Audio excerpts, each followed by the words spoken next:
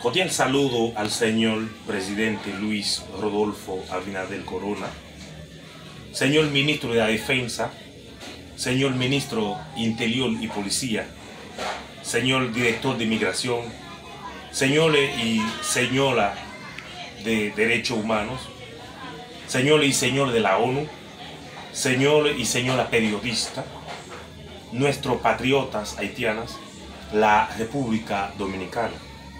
Soy Paulite Mesa, la voz de las patriotas haitianas en la República Dominicana.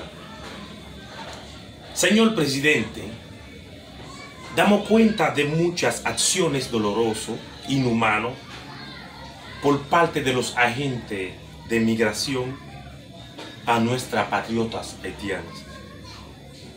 Los agentes penetran en las viviendas a la hora nocturna, a las 10 de la noche y las 3 de la mañana, y recogen todo tipo de personas. Recogen personas con su carnet del plan, con pasaporte, con su visa vigente. Los golpearon, los maltrataron.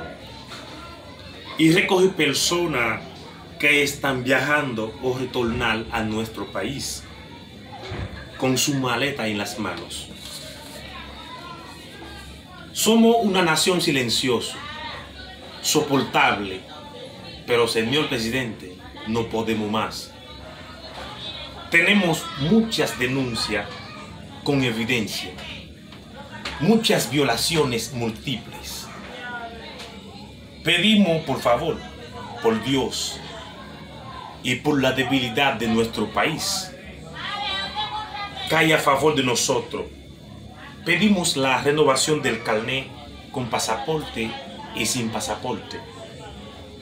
Pedimos los chequeos de visa a partir de 3 meses. Gracias, señor presidente.